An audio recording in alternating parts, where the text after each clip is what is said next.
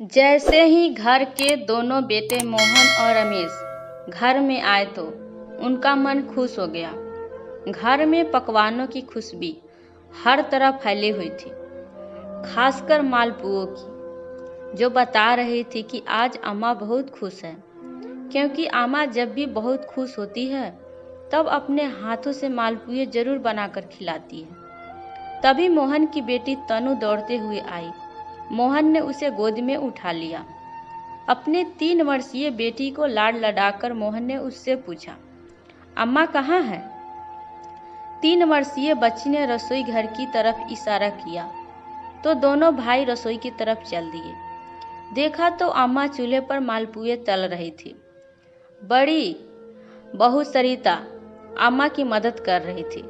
अम्मा को देखते ही मोहन बोला, अरे ये क्या अम्मा, आज तुम खाना बना रही हो? तुम्हारी आराम करने की उम्र है और घर में 2-2 बहू है तो काहे तुम परेशान हो रही हो? उसकी तरफ देखते हुए अम्मा ने अपने पल्लू से अपना पसीना पोंछा और कहा, अरे आज तो मैं बहुत खुश हूँ।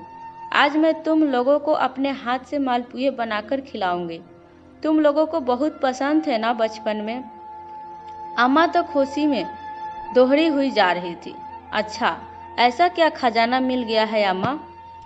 जब से उस विवादित जमीन का फैसला हुआ है तब से तो अम्मा फूल फूल के कुप्पा हुए जा रही है। मोहन ने कहा, हाँ वो तो है, पर एक बात और भी। वो क्या अम्मा?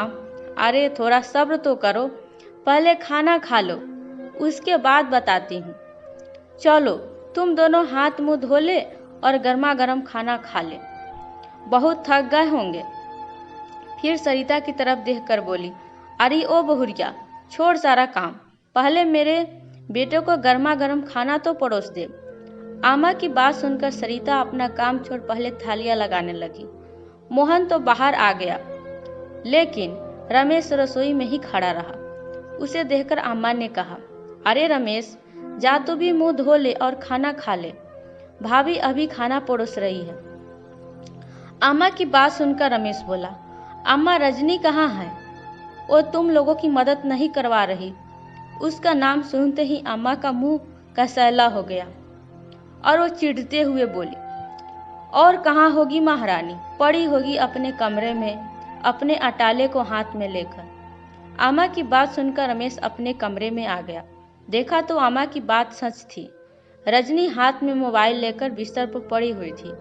उसे देखकर रमेश बोला, रजनी तुम यहाँ मोबाइल में लगी हो, वह अम्मा और भाभी अकेली रसोई में काम कर रही है। अरे कुछ दिनों के लिए आती हो, उसमें भी क्या तमाशा करती हो? थोड़ी मदद तो करवा देती उन लोगों की। रजनी उसे देखकर अनदेखा करते हुए बोली, मुझसे नहीं होगा ये सब काम, जल्दी से पैसे लो और चलो यहाँ से।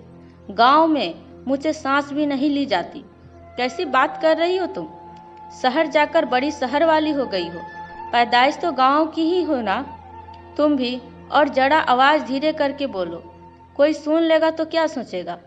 रमेश ने उसे समझाते हुए कहा, पर वो आवाज और तेज करते हुए बोली, सुनता है तो सुन लेने दो, मुझे कोई फर्क नहीं पड़ता। वो लोग भला माने चाहे बुरा माने, इन लोगों से मना कर रखने में मुझे क्या फायदा। कह देती हूँ, अपना हिस्सा लो और शहर चलते बनो। मैं यहाँ और ज्यादा दिन नहीं रुकने वाली। कहती हुई रजनी वापस अपने मोबाइल में लग गई। देखकर रमेश ने अपना माथा पीट लिया। जानता था कि उसे समझाने का कोई फायदा नहीं, इसलिए अपने हाथ मुंह धोकर बाहर आकर खाना खाने बैठ गया। इधर अम्मा को भी सब बातें सुनाई दे रही थी। उसकी बातें सुनकर अम्मा का मन कसैला हो गया। रजनी का मायका पास ही के गांव में था। अम्मा जी ने खुद उसे पसंद कर उसकी शादी रमेश से करवाई थी। वो शुरू में ही ऐसी कामचोर रही है, पर फिर भी अम्मा जी और सरिता ने उसे संभाल लिया। अम्मा जी ने शादी के शुरुआती दिनों में ही उसे रमेश के साथ शहर भेज दिया। तब से उसे शहर की ऐसी लत लगी कि गांव में आते ही उसकी जान निकलती थी। एक बार गांव में अम्मा जी के पति की जमीन पर उसके रिश्तेदारों ने जबरदस्ती कब्जा कर लिया। उसके लिए उन्होंने काफ़ी पुलिस वालों के चक्कर लगाए, लेकिन काम बन न सका। आखिर रिश्तेदारी काफ़ी दबंग थे, पर उनसे ज़मीन निकलवानी थी तो कई सरकारी लोगों ने घूस मांगी और घूस में 15 लाख रुपए मांगे गए, पर वो पूरी जिम्मेदारी उठा रहे थे कि वो ज़मीन उन लोगों के नाम वापस करवा देंगे। अगर 15 लाख रुपए देकर 70 लाख रुपए की ज़मीन बचती है तो क्या हर्ज है। इसलिए अम्मा जी और दोनों बेटे लग गए पैसों के बंदोबस्त करने में। काफ़ी कोशिश के बावजूद भी सिर्फ 5 लाख रुपए का बंदोबस्त हो पाया, बाकी के पैसों का बंदोबस्त ना हो सका। ऐसे में रमेश ने ही ये आइडिया सुझाया कि क्यों ना दोनों बहुओं के गहने गिरवी रखवा कर पैसे को बंदोबस्त कर दिया जाए। जब घर पर इस बारे में बात की तो सरिता तो पैसे देने को तैयार हो गई, लेकिन रजनी ना नुकुर करने लगी। जब अम्मा ने उसे डांट कर कहा, तब अम्मा को जवाब देती हुई बोली, अम्मा जी, काहे के गहने मांग रही हैं आप? भला मैंने ठेका ले रखा है आपकी ज़मीन जायदाद को बचाने का? उसकी बात सुनकर सब लोग हैरान रह गए। तब अम्मा ने कहा, देख छोटी बहुरिया, हम तेरे माता पिता के दिए हुए गहने नहीं मांग रहे हैं, पर हमने जो गहने चढ़ाए थे वही दे दे। जब ज़मीन हाथ में आ जाएगी तो उसे बेचकर तेरे गहने वापस बनवा देंगे। उनकी बात सुनकर रजनी तुनकते हुए बोली, काहे के गहने अम्मा? ससुराल की तरफ से चढ़ाए हुए गहने मेरा स्त्री धन है, उस पर सिर्फ मेरा हक है, वह मैं आपको क्यों दूं?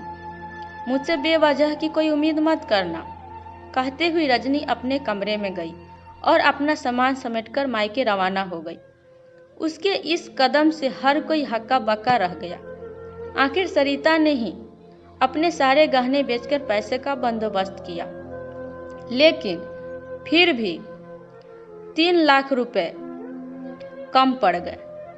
तो तनी के नाम से उसके नाना जी ने उसके जन्म पर एफ करवाई थी, तो उसे तोड़वाकर बाकी के बचे हुए पैसों का बंदोबस्त किया। बस तब से अम्मा जी को रजनी फूटी आंख नहीं सुहाती। खैर, इस सरिता दोनों भाइयों को गर्मा गर्म खाना परोसने लगी। तभी अम्मा बोली, क्यों रे रमेश, वो महारानी नहीं आई? उसका खाना क्या उसके कमरे में चलकर जाएगा? खाना खाते खाते रमेश के हाथ वहीं रुक गया और वो बोला, अम्मा, आप उसकी आदत जानती हो, फिर भी क्यों उम्मीद करती हो? आप लोग खाना खा लो, मैं खुद उसका खाना कमरे में ले जाऊंगा। हाँ भाई, जोड़ू की सेवा तो करनी ही चाहिए, चाहे जोड़ू तुम्हें पूछे भी ना। अम्मा मुंह बिगाड़ते हुए बोली। अम्मा की बात सुनकर मोहन बोला, अम्मा, उसे खाना खाने दो ना, उसे काहे परेशान किए जा रही हो?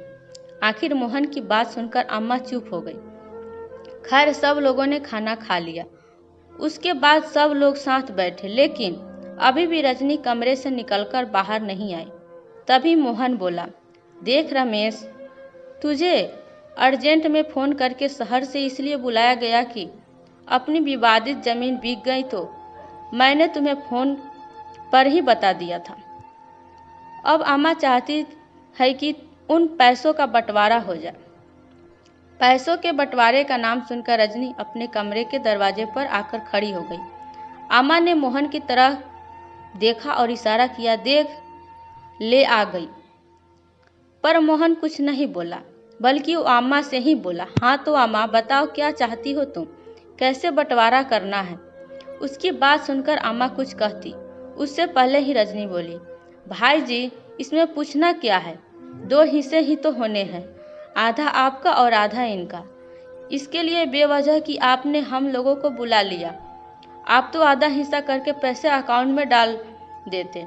उसकी बात सुनकर अम्मा बोली, क्यों भाई, आधा आधा हिस्सा क्यों? मेरे हिस्से का क्या? उसे तो 50 जाना चाहते हो? ये बुढ़िया किसके हिस्से में है, वो भी बता दे। अम्मा की बात सुनकर रजनी बोली, अरे अम्मा, अब तो तुम्हारी उम्र हो गई है, हिस्से का क्या करोगी? 2 वक्त की रोटी ही तो खानी है। 2 बेटे हैं, जहाँ मर्जी हो वहाँ खा लेना। चुप कर, बड़ी आई सलाह देने वाली। कौन सा बेटा रोटी खिलाएगा? वो तो मैं अच्छे से जानती हूँ। अरे जिसका पति ही उसको कमरे में ले जाकर रोटी खिला रहा हो, वो अपनी सास को क्या रोटी खिलाएगी? और हिस्से तो 3 ही होंगे, मुझे मेरा हिस्सा अलग ही चाहिए। मैं अपने बेटों पर बोझ नहीं बनना चाहती।